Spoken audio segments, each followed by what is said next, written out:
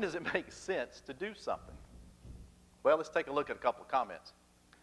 Growing threat of unscheduled downtime or system faults due to the legacy system. So I'm having issues with it.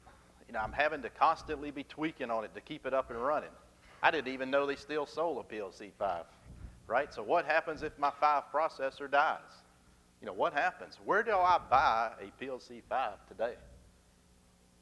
eBay. They do still sell some. Okay. So let's be fair with them, man. We got something coming up on that. There is one model they still sell in the PLC 5. It's a 580E. Who can tell me how much it cost? How much? 16? That would be a deal. List price. $50,000 for a PLC 580, right? So eBay is your friend. If you get a shipping address from Norcross, Georgia, it may be coming from me, right? That's a joke. If I did that, I'd be fired on the spot.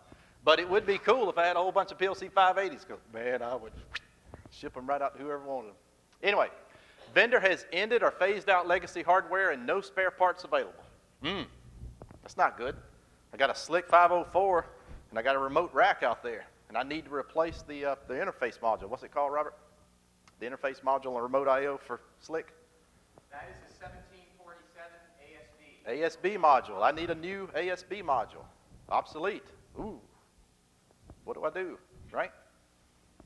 Legacy systems cannot support the need for data transparency or diagnostics. PLC 5 was released in when? 1985. Okay? It was released to do a job. There's not a whole lot of integrated diagnostics built into it. I can program it, tweak it, do a lot to make it do something.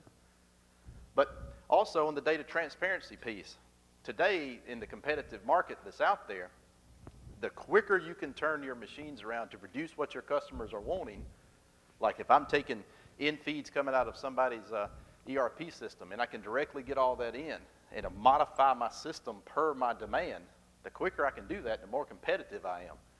Well, I mean, the 5 really wasn't, and the Slick really wasn't built to do those. Can you do it? Yes, but it's not built to do that. We're going to talk about that. Capitalize on new emerging businesses opportunity is impossible with a new system. Maybe I need to produce more, faster, quicker. I need to be able to optimize and change in the middle of a production run. I'm making 2-door cars. I got to make a 4-door car with a flip of a hat, right? Flip of a switch. Well, let's see what we can do there. Old system is inflexible. It cannot adapt to rapid shifts in customer demands. We kind of touched on this earlier. But there's multiple things here. Legacy system has reached its maximum capacity. I have tapped out. Boom. I need to produce more, but it won't do anymore, right? Bunch of reasons why you should be thinking of doing something. And what are you thinking? Do I migrate or do I modernize? What's the difference? Any ideas? They're related, right? If I migrate, I go from this to this. There's some work involved in going from this to this. But if you modernize, you go from this to this, and you gain advantages of going to it. That's what we're going to tell you today. Both has work involved. I mean, don't let me fool you. There's not a magic wand. Poof, done. There it is.